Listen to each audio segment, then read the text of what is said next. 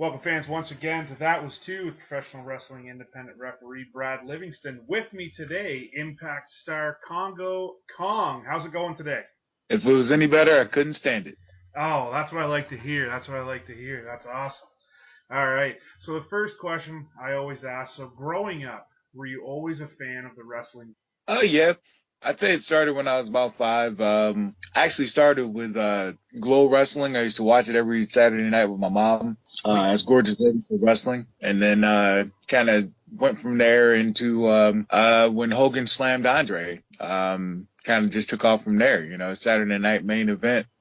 We didn't have cable at the time, but when we got to watch Saturday night main event, it was a big thing. Oh yeah, for sure. WrestleMania 3. I mean, that's a pin for a lot of people. So you're a fan of Glow.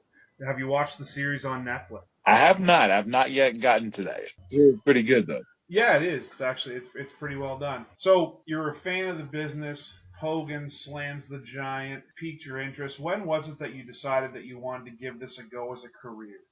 I'd say probably then.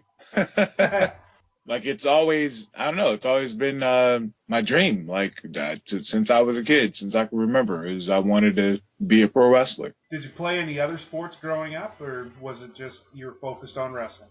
Uh, no, I played football and I threw shot put and discus for track, and then I wrestled in the during wrestling season. Did amateur wrestling, so that kind of gave me a pretty good background, I guess, into what I'm doing now. So where did you get your training? How did that come about? I started off in Grand Rapids, Michigan for a place called Pro Wrestling Worldwide, and then that shut down not too long after I started. But the last trainer that they brought in decided that he was going to open up his own school, and he went by the name of El Tejano Joe Ortega, and he was trained by Jose Lothario, Oh wow. allegedly. And he took us over to a town called Holland, Michigan, and let us do our thing. He taught us, how to do moves and some psychology, and gave us a place to try to hone our craft. Perfect. I mean, you can't ask for much more. So, was EWF the first promotion that you kind of worked for regularly? I wouldn't say regularly. The LSWO was the place that I was trained. We actually ran shows every 2 weeks for some years, but I guess the internet was just like barely budding at that point, Right. so there's really not much out there about LSWO. But once I stopped wrestling and I had moved down to Indiana to play football at a local university, and then once I finished that is when I hooked up with the Extreme Wrestling Federation, where they ran shows on a weekly basis, and worked for them for really, I guess, about 5 years solid. Going there pretty much every week, and then decided that it was time for me to get out after that and kind of spread my wings. So, the Osiris gimmick, can we talk a little bit about that, where you came up with the name and what that gimmick was all about? Okay, yeah, I was at the time big fan. Well, not at the time. I am a big fan of Vader. Mhm. And so I wanted something one word and powerful sounding yet Afrocentric. And so why not, go to an Egyptian god? And so that's where Osiris came from, the god of life and death, I believe it was. In order to come into this life, you had to go by Osiris. In order to leave this life, you had to go by Osiris. And I guess also being a big fan of The Undertaker influenced that as well. And so, yeah, I used that for years. And that was more so, I guess, an extension of Steve Wilson, Okay. um, as opposed to the alter ego that Kongo Kong is. So, kind of starting way back, but 2006, you won the EWF heavyweight title. So you'd been with EWF for a little over a year, and you are tapped as you're going to be the heavyweight champion. So you're going to kind of carry the company. Can you talk about that? Because you held that belt for over a year. Ooh, I remember having like 52 title defenses, I believe it was. Wow. And yeah, it was just one of those times where we kind of had something good going. We came up with a good idea to have like this invasion angle from these kids from up the road at Price of Glory, Okay. and we had done that for a while. And the guy that was in charge just drew massive heat, and or not in charge. He was champ, and he drew massive heat. And when it came down to time for him to get beat, the promoter felt that I would be the guy to carry that banner. And so, we did it and we made it work. And then, for another year and a half, I believe, we were still getting pretty decent crowds. Nice. Another title that comes up when you look through the history of Osiris it happened in 2007. I wanted to ask you about it because, according to Cage Match, and now that's not always the best place to get your information, but it was IPW, and it looks like you won the title and then immediately vacated it. Is that true? And if so, kind of what went on there? Yeah, nothing in pro wrestling is ever brand new. So, it's kind of a situation where Andre beat Hogan and immediately gave Ted DiBiase the title. Okay. Well, yeah, I beat the champion Hillbilly Jed and then gave it to my manager, and then they stripped him of it and did a tournament. Hillbilly Jed, you mentioned the name. I noticed that he appears a lot in your career. Is there a reason why you and him, like you work in the same side, working as a tag team, working against each other? He appears a lot in your career.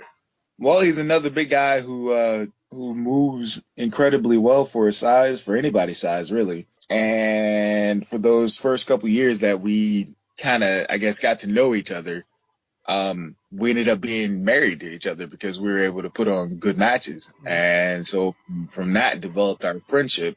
And we became best friends over the years, and just, sometimes we travel together, and if we couldn't team up, then we would work each other. And it was like we were married to each other, pretty much. And really kind of still are. Whenever I can, I make sure I get down there to go see it. You see that a lot with a lot of different guys. Is you just mesh. And you had mentioned about the style. Was that always your thoughts towards yourself? Was to be more than just the big man? Like you do some things that smaller guys struggle with. Was that something that you always wanted to make sure that you did? I guess I've always kind of been, sort of a daredevil, and yeah, I always wanted to do stuff different. I never wanted to be, a typical big guy. I would say that yeah, I'd say, I'm probably, probably something that I've always, wanted to do, like a Superfly. Superfly Jimmy Snuka was a big influence. I was a big fan of his, back when he was on top. And I loved watching him come off the top rope and splash people. I love when Ricky Steamboat would come or Sting would come off the top rope and give somebody high cross body and get the pin. Love when Vader would moonsault or the Great Muta would moonsault. And those have always been things that I wanted to do. And then once I learned that I could do them. I noticed that in the early part of your career, you stuck around the three main states there, right around Michigan, Ohio, Indiana, kind of that little cluster. Was there a reason for that? Like that you didn't start to go out towards other states and you stayed within those three? It was kind of a period of wanting to get comfortable with who I was and what I was doing. And not that I didn't think I could wrestle. It's just I didn't know that I'd be good enough. And while I was at the EWF, it was kind of the place where people would come to fill their schedule. So if they had a booking somewhere on Friday and then Sunday and they needed a Saturday booking, they would come through EWF. So I got to work with all kinds of famous people, well-known people, got to learn from different people. And it was a good experience. And for a while it lasted, it just seemed like the best place for me to be. And in 2008, it was June of 2008, you worked a tournament. It was, I can't remember what the name of it was, but it was an EWF. And you worked That's it. three matches in one night. And in the finals, you worked Davey Richards, defeated him, won the tournament. I was wondering if you could talk about the challenges of the tournament, talk a little bit about that tournament, working three matches in a day, and then the finals against Davey Richards. It was it was the Extreme 8. And it was just something that the promoter had started doing every year. And like I believe Samoa Joe even came in one year and won. Um, and so he would just invite people in, to come in and have this tournament and working 3 matches, I guess. It's a bit of a challenge if you aren't used to working every week. You know what I Right. mean? If you only wrestle once a month and you do 3 matches in a day, it'd be kind of a hard thing for the body. But I mean, I'm not saying it was an easy thing by any chance, but it's doable. Like this past weekend, I wrestled 2 matches on a card, and I wasn't any worse for wear than I think I would have been if I had wrestled just one. But yeah, you get used to stuff like that, when you wrestle every week, and your body gets conditioned to it. That tournament, it was fun. Davey Richards was really hot at the time. He was just coming up, I guess, and he came in and graciously did the favor for me. Nice.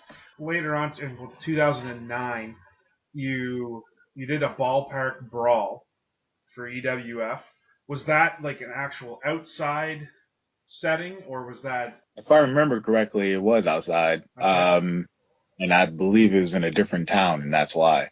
I don't remember much about the card or who I wrestled or anything like that, but yeah, I know he tried to switch it up and go to a couple different markets to try to, see if he can get some more interest going in EWF. But yeah, that was a long time ago. Many, many, many matches. Definitely. You worked for IWA Mid South. The match that kind of stood out to me when I was going through stuff was you worked Necro Butcher in what I believe might have been your first match for IWA Mid South. And Necro Butcher, obviously known, and so is IWA Mid South for more of the hardcore style match. Was that what that was, or was that because I know Necro Butcher can go in the ring in a non-hardcore match as well? I was just wondering if that was a hardcore match and what your experience was like with IWA Mid South. No, that was a regular match, regular one-on-one match, and my first encounter with Necro Butcher. Extremely classy and cool guy, way smarter than people would imagine. And yeah, we went out there, and I feel like we tore it up, from our first outing uh, with IWA Mid South. Nice. Yeah, not a lot of people get really understand Necro Butcher in terms of what a good worker he is, and I've heard so many good things about him. It's always interesting to get another take on him. So that's awesome. Uh, you formed a tag team with a wrestler by the name of Idle Hines, but I wanted to talk about the name of the tag team and kind of where that came about and what that was all about. The Hinesington Beach Enterprise Prizes presents. um, just to play off of his last name, and he would say that he was from Huntington Beach, California. So I mean, yeah, why not roll with it? Right. I was never too good, to have to have my own, I guess, separate identity or anything like that. So I didn't have any issues with it. Um, and actually, the guy is still one of my best friends today. He actually lives just across town. Okay. Um, he went on the road trip with me this weekend to Canada. So Oh wow. yeah, yeah, that little run, the little stretch we had as tag team champions in Price of Glory, Yeah. it was fun. It was interesting, and it was like you went to these different promotions and you got to work with a whole new group of guys. So that's I think that's how I'm able to explain, I guess, my ability to adapt is the fact that I can wrestle anywhere and wrestle with just about anybody. I feel like I can anyway. Right. Oh, definitely.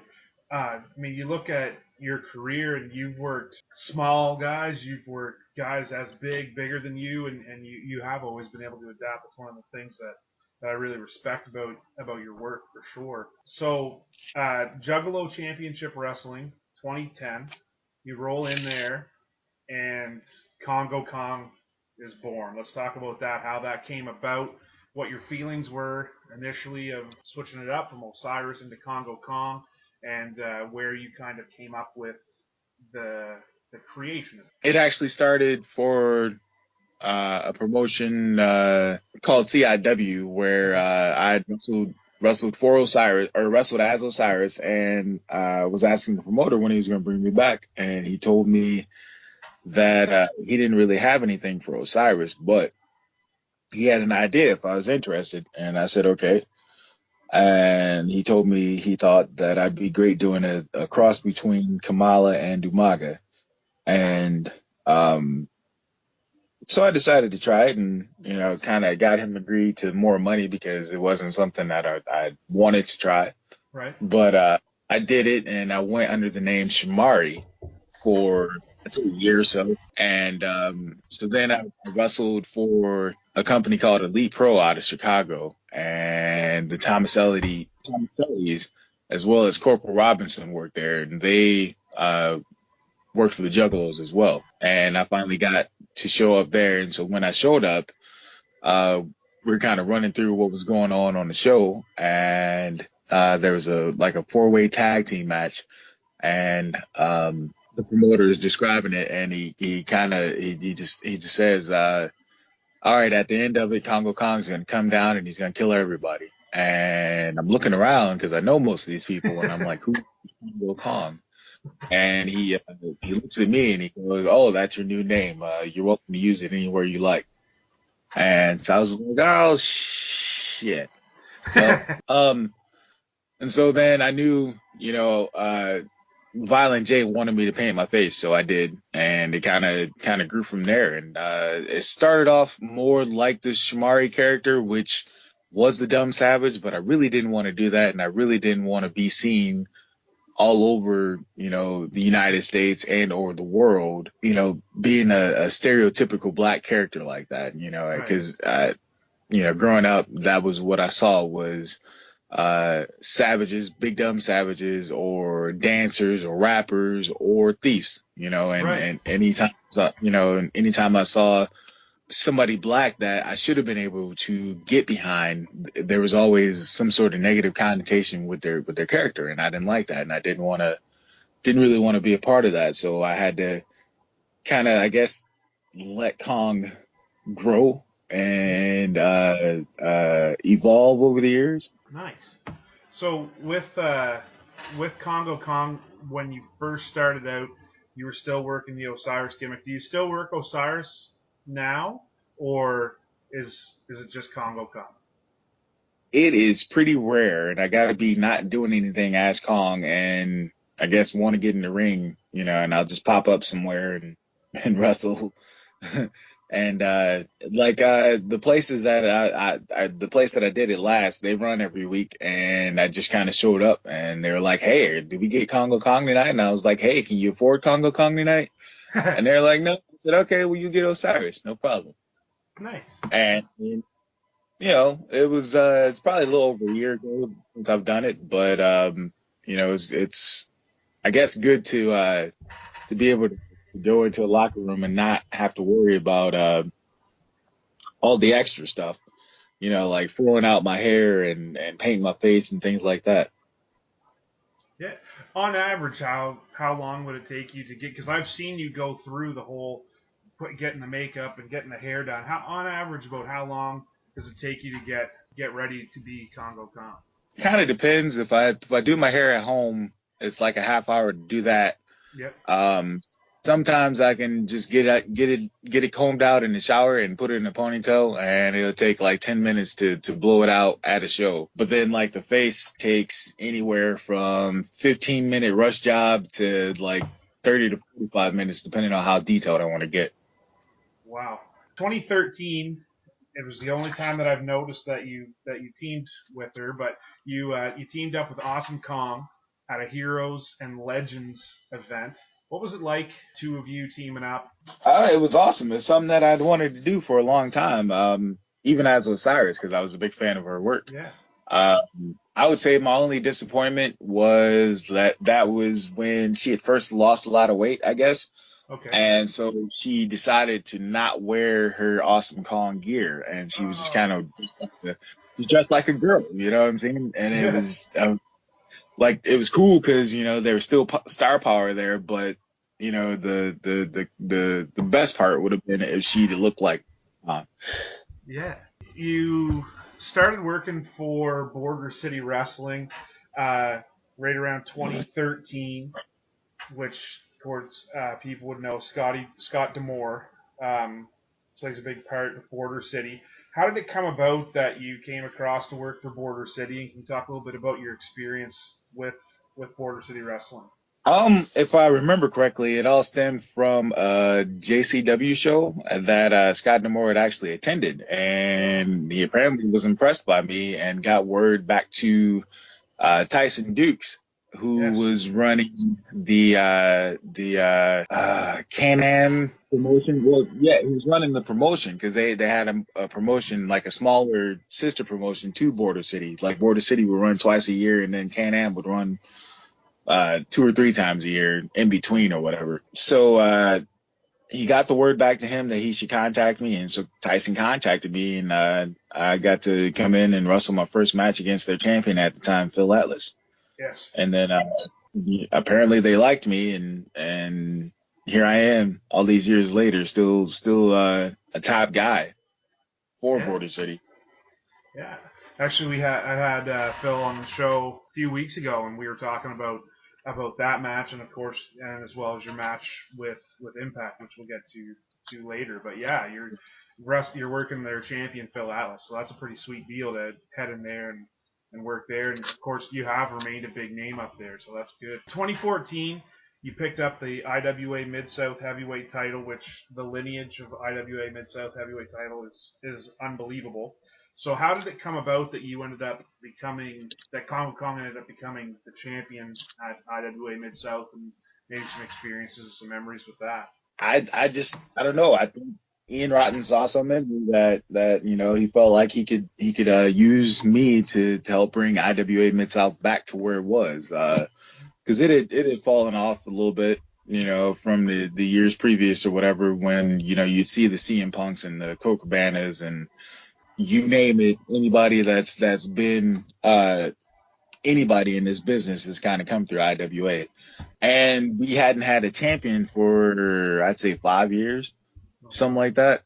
And so yeah, he thought that I'd be that guy, and I was able to be that guy for roughly 2 years, a year and a half, Yeah. something like that. Almost tied the record for longest reigning champion. Oh wow. That's sweet. So right around kind of the tail end, I guess you had lost the title in IWA, and then you get signed with Global Force. So how did it come about getting signed with Global Force, and what was your experience like in the shows that you worked for Global? Well, between Ian Rodden and I guess Scott Demore, both of them had suggested that I try out for Global Force. Um, Ian Rodden had actually brought Jeff Jarrett into a show, and Jeff knew who I was based on my makeup, and he introduced himself and he asked me my name, and I was like, "My name is Steve." He's like, "No, no, what's your work name?" I was like, "Oh," he was like, "Yeah, I've heard of you." I was like, "Oh, sweet, that's awesome."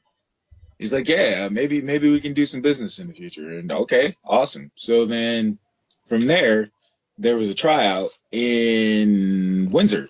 Scott Demore had put on, and so I went and tried out, and uh, Karen had recognized me, and also so did Jeff, and so went through the tryout, and they were pretty much set to use me. It was just a waiting period, to see when the first shows would be ran.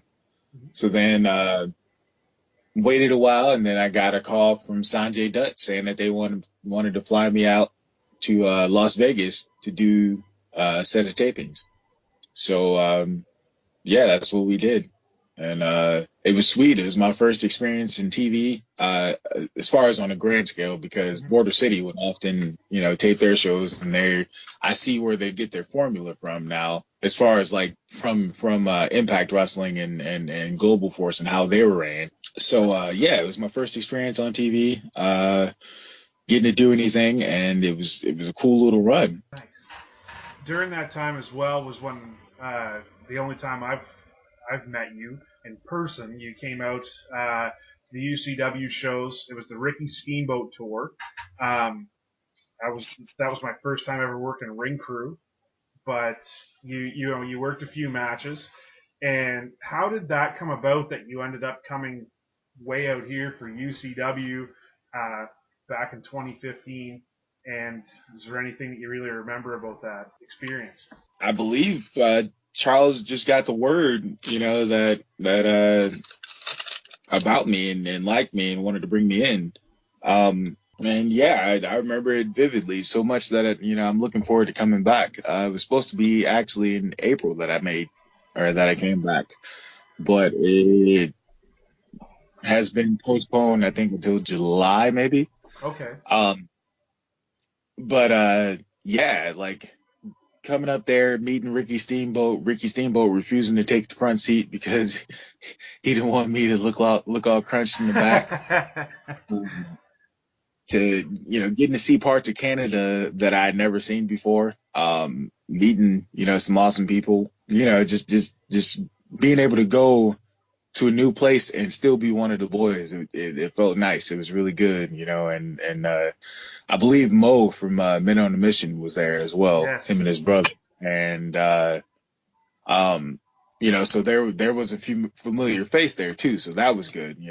It's bad when you go to a new place and you're like the new guy and like you have to try to fit in and stuff. But knowing that I had somebody there that knew me, knew of me or whatever, was kind of a good thing too. Yeah, one of the things that I remember about that, because it would have been, well, I just started refing last year because I went from ring crew, then I started doing announcing, and now I've been refing for about 10 months. One of the things that I remember was backstage. I believe it was the Halifax show, and Ricky had said to the referee from your match that he shouldn't be backing down from you.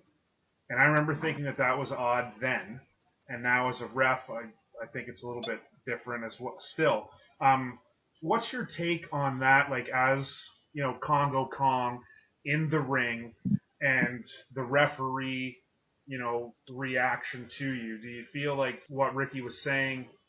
Obviously he's a legend, and anything he says has merit.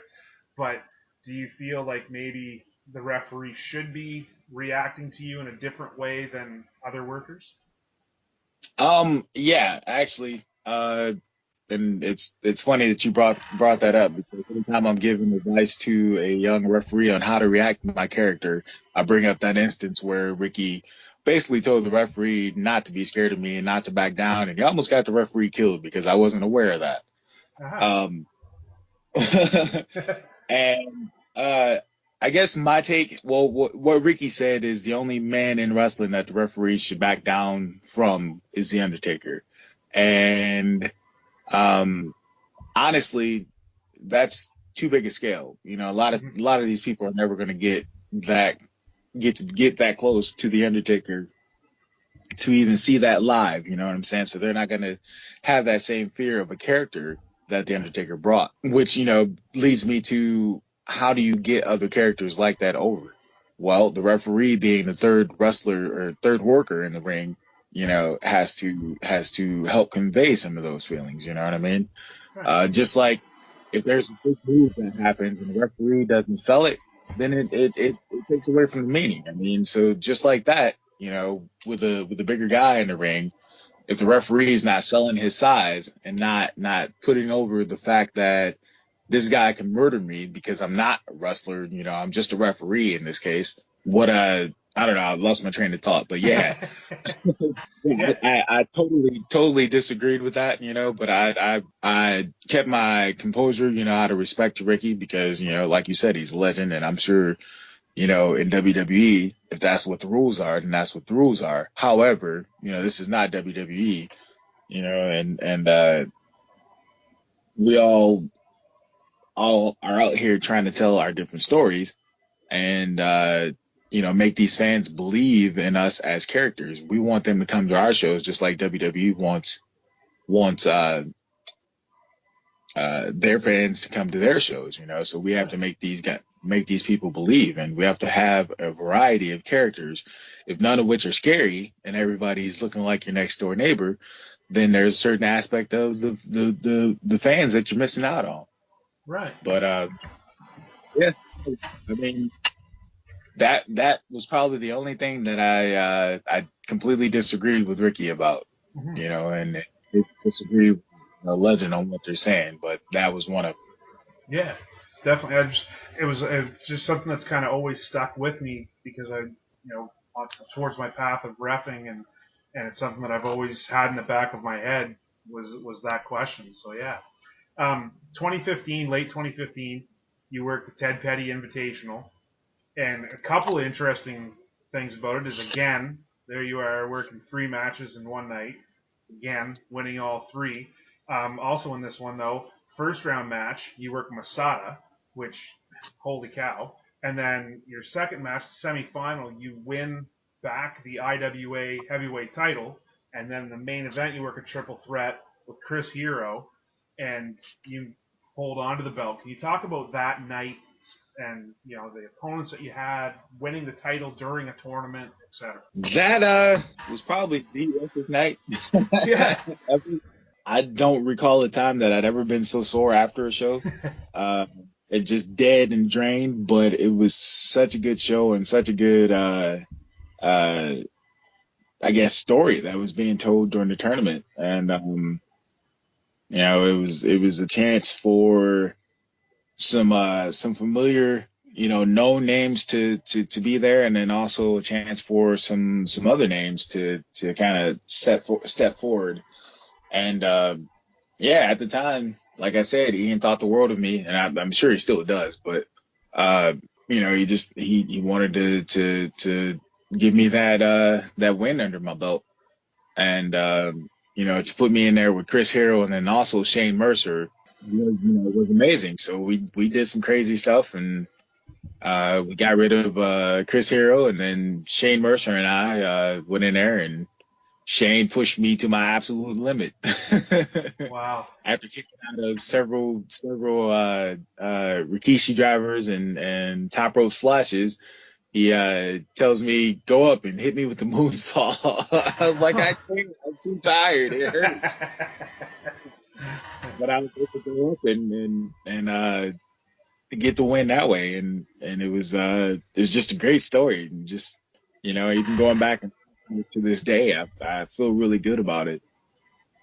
Oh Uh, yeah. the title, two reigns as IWA Mid-South Champion is it was a very good situation. I mean, I think there's only a handful of people that have actually done that. Yeah, like it just everything about that just kind of just stands out to you, like just the people you're working, the winning the title, the triple threat at the end, and all the everything about it just is awesome. January of 2017, you you worked a TNA taping. So was that, were you signed at that point to TNA, or was that a tryout? That was my trial match. I had actually done a couple shows with Abyss before that, Mm-hmm. and he said that I deserved to be looked at. And so he said, "Let me think of a situation to where we can get you down here and possibly get you in or whatever." And I was like, "Okay." And being around as long as I had been around, not to believe anything in wrestling until you actually see it, until it's actually happening.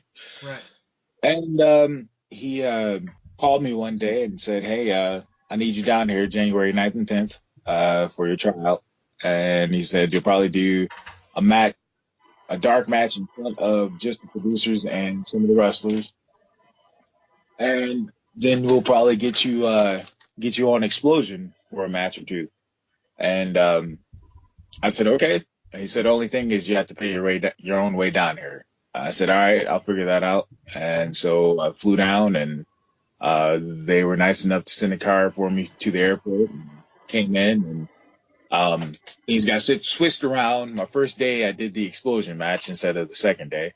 Okay. And wrestled Caleb Conley, and Biss kind of told me to just go out there and do everything in the book that I do, and so I did. And I told a good enough story that they liked me, and so the next day when I came back, I went around and I thanked everybody, and I went to go talk to John Gaburick, who was in charge at the time, and he said, "Yeah, we're not going to do your Dark Master Day," and they said it's okay because I saw enough yesterday, and I definitely want you back in March. So that was a huge situation for me. It worked out, for the better. Yeah. And so when you're initially you're there in January, it's still TNA, and then you come back and it's Impact. Was there any noticeable changes for you as a worker when you came back in and it had gone from TNA and now it's Impact Wrestling and it's merged with Global Force, which you had been a part of? Was there any changes there? While I was there, Jeff Jarrett had been brought on as a consultant, and then from that point until March, which was actually my first taping, he had become executive producer, Okay. and so he had brought back Dutch Mantel, and then a lot of the older guys that he was used to working with from the old TNA days.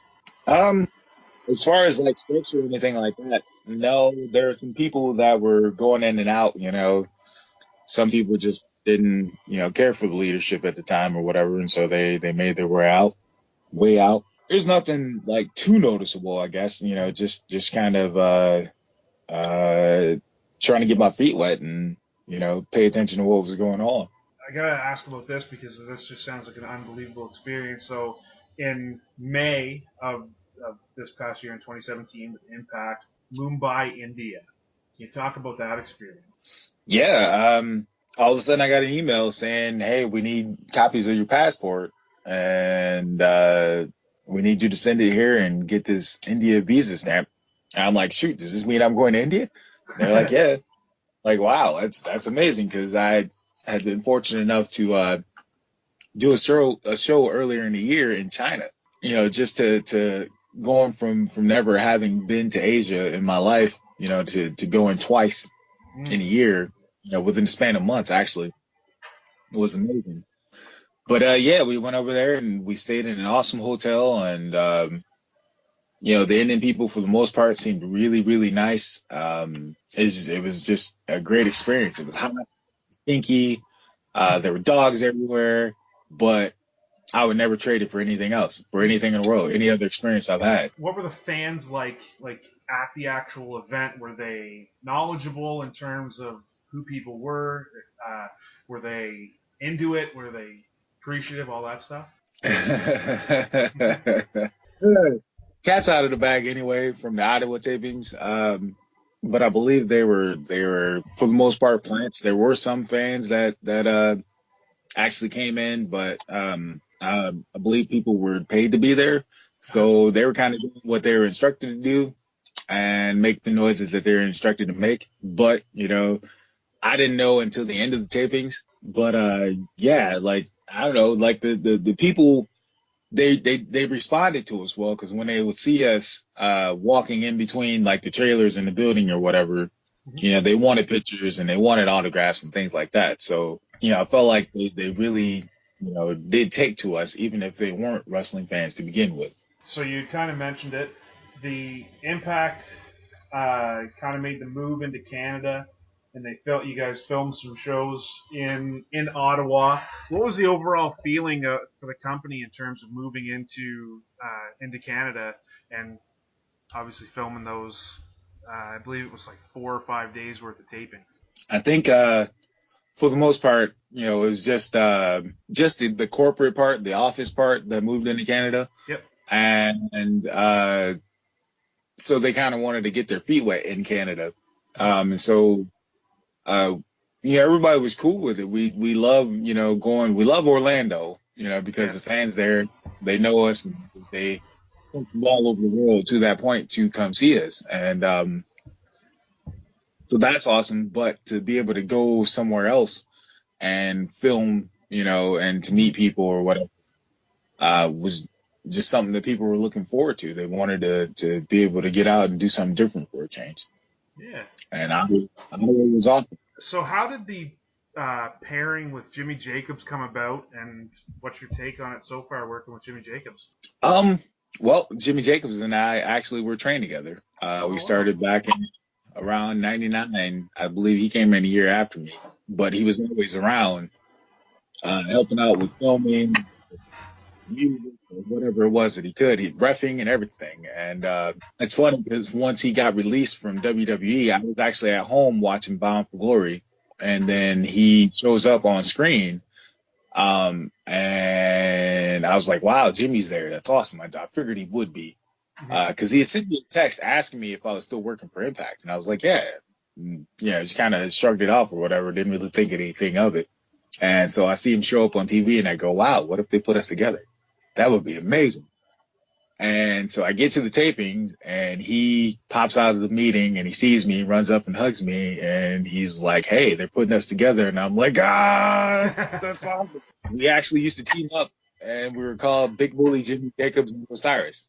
Yes. And so yeah, it's just basically reuniting on a grander stage, and is awesome. You know, I love it because like he is one of the most creative minds that I've ever met. You know, as far as wrestling goes, and just the stuff that he comes up with, and wants to do, and I'm just like, I'm like, great, let's do it. Whatever, I trust you. Let's do it. Yeah. And I mean, I'm trying to stay with where the TV is at right now, and I sometimes will trip myself up, but it seems like there's a little bit of a build towards yourself with Joseph Park, aka Abyss, with the whole you absolutely annihilating Chandler Park. You and Abyss have obviously worked with each other for a really long time. Um, how's it working again with somebody that you've worked so often in the past? It's good. It's easy. It's like home, really. I mean, Yeah. you don't have to worry about, if I mess up this spot, then I'm going to be in trouble or anything like that. This is one of the coolest, most relaxed people I've known, in this business. And he's had my back from day one. And I've been ultra appreciative of him, for that, because most guys, they'd be like, oh, we got somebody else trying to steal my spot. No, that's not going to happen. Whereas he's like, here, I want you to be in my spot. Yes. So yeah, like, that's a incredible thing to me. And like I said, I'm ultra appreciative of Abyss, and I love working with him. I've had nothing but fun with him. Right. That's sweet. One of the things that I really enjoy about your work, and it's something that, again, as a ref, you see it a little bit more because you're in the ring with everybody, but you really play the big man well, I guess. Because I mean, what I'm trying to get at here is, I've worked some indie companies where, a big guy will go in there, they'll be, 6'5", 6'6", 300 and some pounds, and they're bumping up a clothesline, the initial clothesline from, a guy who's say 5'10", 160 pounds. Um, in terms of psychology, what's your take on big man psychology and how it should be worked? Like you said, bumps should mean something. Us being bigger guys, it takes more out of our bodies when we take those bumps. So if we want to have a long lasting career, the object is to try to not take as many bumps as possible, I would think. Not to make anybody look bad or anything like that. If I'm in there and we're telling a story that this little guy is just as strong as I am, or stronger than I am because he's knocking me down, you know, and he weighs half of what I weigh, then what service is that doing to pro wrestling? It's not. It's doing a disservice actually. Yeah, And I just think that people need to be mindful of stuff like that. In wrestling, is that size matters. You never saw Andre get knocked down on the first clothesline. It just didn't make any sense. I mean he wasn't even getting knocked down the first clothesline from guys like Hogan and Warrior. So Right. yeah, exactly. In your opinion, you've talked a little bit about it. What makes as a worker? What makes for a good referee? Someone who knows where to be, when to be, yet still kind of be out of sight, out of mind. You know what I mean? And Yeah. who knows the ins and outs of a match. Sometimes wrestlers get lost. And if a referee can kind of call something to help those wrestlers get back on track, Yeah. and he's doing pretty good. See what else makes a good referee. Being able to sell and help tell the story. Act like we talked about. Another pet peeve of mine with referees is ones that always want to know the exact finish.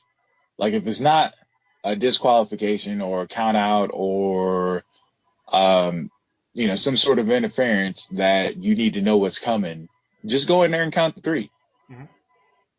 That makes it more real. I hate when referees expect one finish and then the wrestlers decide that they're going to do something different. So the referee counts 1, 2, and then he stops. It makes him look bad. It makes the wrestlers look bad, and it's just not a good situation. So if a referee can go in there, like anytime somebody comes up to me and asks me, unless I absolutely trust them, I'll just tell them just count to three whenever we don't kick out, because you never know. We might tell you big splash, but it might get changed in the middle of the match to something different, Right. and you just have to be able to go with it. Yeah. That's one of the things that I've been taught over the course of the last 10 months is, just go in there and do your job. I've had it happen a couple of times where, the guy didn't kick out on what they had planned as their three and as their end, and I hit three and got in the back, and they, well, what are you doing? I counted three. You didn't kick out. What do you want me to do? So, it's Absolutely, always good to hear. that's on nobody but them, and that's always the disclaimer, and the referees are like, well, I don't want anybody to get mad at me for messing up a count. I said, well, if you count three and we don't kick out, that's on us. It's our job to kick out, not yours. Right. Right. Exactly. If somebody came up to you and asked you for your favorite, or top couple of favorite matches that you really feel like showcase who you are as a worker, what would they be? Um, hmm. There's a match with Hillbilly Jed, for Insanity Pro Wrestling, where we did a 2 out of 3 falls, Wow. 3 stages of insanity match. Oh. Um, the first fall was a 4 corner dog collar match. Second fall was a fan the weapons match. Third Wow. fall was a leather strap match. And um, the match itself lasted over 50 minutes. To be a great display, two big athletic men in there going at it and Yeah. telling a great story, to end the feud.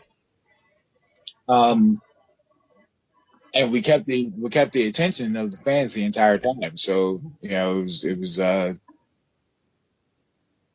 apparently we were doing something right. Yeah. Um, and I'd say another one would be probably that probably that triple threat with Shane Mercer, with him.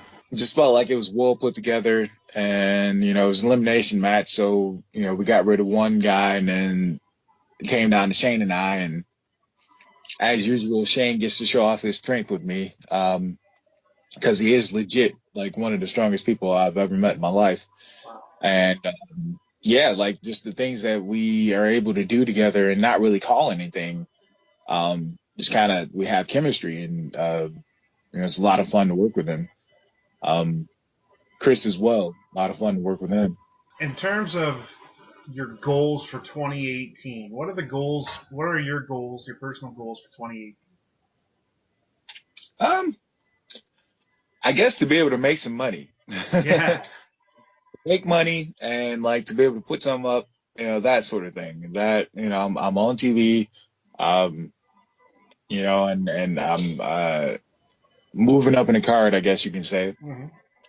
So I'm wrestling, some of the bigger name people, but I want to get to the point to where I can get to where I can live comfortably. You know what I mean? Right. Um, like some personal goals that I want to be able to set aside or do things for my family, and Yeah, that's the big thing right there is getting to a point where I can make some money, and even if I have to or not even if I have to, but if I can, switch over, not switch over, but uh, kind of get into some acting or something like that, be a great thing, just any old way to use these gifts I've been given or talents I've been given to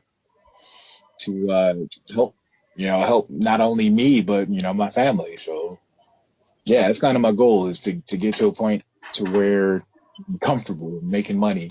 Perfect. So before we wrap up, I want to give you an opportunity for some plugs. Promoters want to get a hold of you. How could they get a hold of you? Fans want to get a hold of some merchandise. Where could they check that out? And also any upcoming dates where fans can check out Kongo Kong. Anybody wants to get a hold of me, fan or promoter, you can reach me on Twitter at Real Kongo Kong, on Facebook under Steve Wilson or Kongo Kong / the Juggernaut Osiris. Instagram handle is Kong Osiris 78, one word. I answer messages on all of those, as long as you're not weird. Not that, you're in love with me and like miss talking to me and things like that, then I won't have to, block you or anything like that. If you want to, I have 8x10s available, as well as some t-shirts. If you want those, just send me a message. Let me know if you're a professional wrestler looking for wrestling gear. I happen to know a guy who makes it. No, I make it. Yeah. Um, and I've made it since 2007. And as a matter of fact, that's what I'm sitting here doing right now as I do this interview. Oh wow. So yeah, hit me up. And then upcoming dates, you can catch me in Windsor this Saturday for Border City Wrestling / Impact, and then Destiny Wrestling in Toronto or Mississauga, Ontario, for a Destiny Wrestling / Impact show as well. Next week, I will be somewhere in Toronto for the Megan Brothers. I never really know until I show up. Um, then also in South Bend, Indiana for Revolution Championship Wrestling, and on Sunday back in Detroit for XICW. So any place you can catch me or anywhere you have the opportunity to, I advise you. Anytime you see an independent pro wrestling show, I advise you to go and check it out because you never know uh, where your next star is coming from. Right. They could very well come from that place that you're visiting or you're attending for the first time, and you not know it. Next thing you know, they pop up on TV, and you're like, "Wow, I know him." Yeah, I saw him. Definitely. All right, well, I cannot thank you enough for taking the time to sit down and have this chat. Thank you so, so much. Thank you for having me. It was a pleasure. Once again, fans, that was 2 with Brad Livingston.